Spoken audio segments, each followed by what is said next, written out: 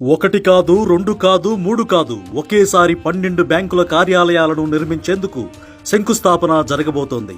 ఇది ఊహించడానికే అద్భుతంగా ఉంది కదూ. ఈ నెల 28వ తేదీన ఏపీ రాజధాని అమరావతిలో 12 బ్యాంకు కార్యాలయాల నిర్మాణానికి కేంద్ర ఆర్థిక శాఖ మంత్రి నిర్మలా సీతారామన్ చేతుల మీదుగా శంకుస్థాపన జరగనుంది. Reserve bank of India governor Shaktikanta Das కూడా హాజరు కానున్నారు. రాజధానిలో సీడ్ యాక్సిస్ రోడ్డు పక్కన ఉద్దండరాయునిపాలెం సమీపంలో రాష్ట్ర ప్రభుత్వం వివిధ బ్యాంకులకు స్థలాలు కేటాయించింది. ఎస్బీఐకి 3 ఎకరాలు, ఆప్కాబ్కు 2 ఎకరాలు, Canara bank, union bank of India, bank of Baroda, India bank తదితర బ్యాంకులకు 25 సెంట్ల చొప్పున స్థలం ఇచ్చింది. రాష్ట్రానికి సంబంధించి ఆయా బ్యాంకుల ప్రధాన కార్యాలయాలను ఇక్కడే నిర్మిస్తారు. స్టేట్ బ్యాంక్ ఆఫ్ ఇండియా 14 అంతస్తులతో తన కార్యాలయాన్ని నిర్మించబోతోంది. అమరావతికి కేంద్ర ప్రభుత్వ రంగ సంస్థలు త్వరగా వచ్చేస్తే అభివృద్ధి పరుగులు తీస్తోందని, వాటిని త్వరగా ఏర్పాటు చేయాలని ముఖ్యమంత్రి చంద్రబాబు ప్రధానమంత్రి మోడీని కోరారు. ఆయన సానుకూలంగా స్పందించడంతో ఒక్కొక్కటిగా అన్ని సంస్థలు అమరావతికి తరలి వస్తున్నాయి. ఇప్పటికే విజయవాడలో బ్యాంకులకు పెద్దన్న అయిన రిజర్వ్ బ్యాంక్ ఆఫ్ ఇండియా కార్యాలయం కూడా ఏర్పాటైంది. ముఖ్యమంత్రి చంద్రబాబు అమరావతి నిర్మాణంపై దూకుడు పెంచారు. రాజధానిలో 200 కోట్ల రూపాయల వ్యయంతో 4 స్టార్ హోటల్ కట్టేందుకు తాజాగా దస్పల్లా గ్రూప్ ఆఫ్ హోటల్స్ కు ప్రభుత్వం అనుమతి మంజూరు చేసింది. ఇతర సంస్థలకు ఇచ్చిన విధంగానే పర్యాటక విధానంలో దస్పల్లాకు కూడా రాయితీలు ఇవ్వనుంది. పన్నులతో పాటు విద్యుత్ ఛార్జీల్లో కూడా మినహాయింపునిచ్చింది. ఈ సంస్థ ద్వారా 400 మందికి ప్రత్యక్షంగా ఉపాధి లభించబోతోంది. అలాగే 177 కోట్ల రూపాయలతో సదరన్ గ్లోబ్ హోటల్ సంస్థ కూడా 4 స్టార్ హోటల్ ఏర్పాటు చేస్తోంది. ఈ సంస్థకు కూడా దస్పల్లాకు ఇచ్చిన విధంగానే రాయితీలు ఇవ్వనున్నారు. మొత్తం 600 మందికి ఉపాధి లభించనుంది. అరకులోయలో విఎస్కే హోటల్ రిసార్ట్స్ సంస్థ 56 కోట్లతో లగ్జరీ రిసార్ట్ ఏర్పాటు చేయనుంది. దీని ద్వారా 200 మందికి ఉపాధి లభించనుంది. ఈ 3 సంస్థలకు 2029 వరకు రాయితీలు వర్తిస్తాయి. ఇప్పటికే రాజధానిలో వరుణ్ గ్రూప్ స్టార్ హోటల్తో పాటు కన్వెన్షన్ సెంటర్ కూడా నిర్మిస్తోంది. మరోవైపు కేంద్ర ప్రభుత్వ రంగ సంస్థలు కూడా నిర్మాణాలను ప్రారంభించేందుకు ముందుకు వస్తున్నాయి. ఒకేసారి 12 బ్యాంకుల ప్రధాన కార్యాలయాల నిర్మాణానికి శంకుస్థాపన కేంద్ర ఆర్థిక శాఖ మంత్రి నిర్మలా సీతారామన్ చేతుల మీదుగా జరగనుంది. Reserve bank of India governor Shaktikanta Das కూడా ఈ కార్యక్రమానికి హాజరవుతారు. ఇక విమర్శలకు, వివాదాలకు తెరపడింది. నిన్న గూగుల్ సీఈఓ సుందర్ పిచాయ్ ఓ కార్యక్రమంలో మాట్లాడుతూ గూగుల్ డేటా సెంటర్ విశాఖపట్నం రావడానికి గల కారణాలను వివరించారు.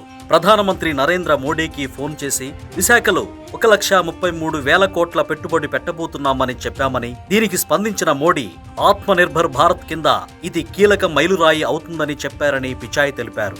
ఇక్కడ మీరు గుర్తుపెట్టుకోవాల్సిన విషయం ఏంటంటే గూగుల్ సీఈఓ నోటి నుంచి హైదరాబాద్, బెంగళూరు, చెన్నై పేరు రావాలి, కానీ అనూహ్యంగా విశాఖపట్నం పేరు వచ్చింది. అంతేకాదు, ఆయన వైజాగ్ ను బ్యూటిఫుల్ కోస్టల్ టౌన్ అంటూ పొగిడారు. తాను వైజాగ్ గురించి మాట్లాడుతున్నప్పుడు ఆ సమావేశంలో ఉన్నవారంతా చప్పట్లు కొట్టాలని కోరడం విశేషం. అయితే సుందర్ పిచాయ్ విశాఖ పేరు ప్రస్తావించడం వెనక ఉన్న కారణాలను మీకు స్పష్టంగా వివరించబోతున్నాం. మొదటగా మంత్రి నారా లోకేష్ ఇటీవల వరల్డ్ ఎకనామిక్ ఫోరంలో పాల్గొనేందుకు దావోస్ పర్యటనకు వెళ్లారు.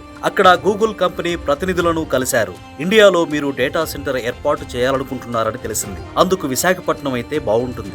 ఒకసారి ఈ విషయంపై మీరు ఆలోచించాలని లోకేష్ కోరారు.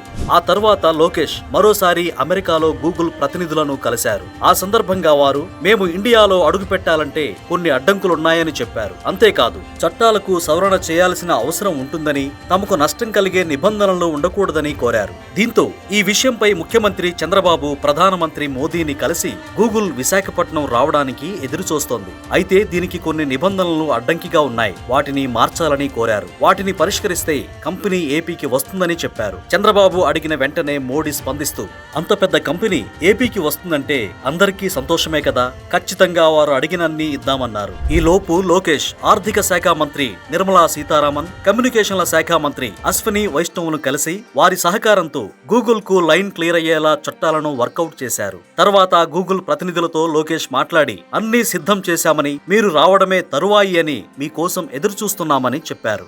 గూగుల్ కూడా వీరు మన పట్ల బాగా ఆసక్తి చూపిస్తున్నారు, రాయితీలు కూడా చాలా బాగున్నాయి, ఒక కంపెనీకి ఇంతకంటే కావాల్సింది ఏముంటుంది అనే ఆలోచనతో వెంటనే వారు విశాఖపట్నంలో 1,33,000 కోట్ల పెట్టుబడితో అడుగు పెడుతున్నట్లు స్పష్టంగా చెప్పేశారు. చివరి నిమిషం వరకు వేరే రాష్ట్రాలు కూడా గూగుల్ ను తీసుకువెళ్లడానికి ప్రయత్నించాయి. కానీ లోకేష్, చంద్రబాబుల దృఢ సంకల్పం వల్ల ఈ రోజు గూగుల్ మన విశాఖకు వచ్చింది. కొంతమంది మాత్రం ఈ విషయంలో చంద్రబాబును, లోకేష్ ను హేళన చేస్తూ మాట్లాడుతున్నారు. రాజకీయంగా మనకు ఎన్నైనా ఉండొచ్చు, కానీ ప్రజలకు మంచి జరిగినప్పుడు మాత్రం అందరూ అభినందించాలి. రాష్ట్రాభివృద్ధి కోసం కష్టపడుతున్న వ్యక్తులకు మనం అండగా నిలవకపోతే ఇప్పటికే మనం వేరే రాష్ట్రాలకు వలస వెళ్లి ఉద్యోగాలు చేసుకుంటున్నాం. ఇది ఇలాగే కొనసాగితే రేపు ఆంధ్రప్రదేశ్ వెనకబడిన రాష్ట్రంగా మారే అవకాశం ఉంది. సో గూగుల్ రావడానికి కారకులైన లోకేష్, చంద్రబాబును మనమంతా అభినందిద్దాం.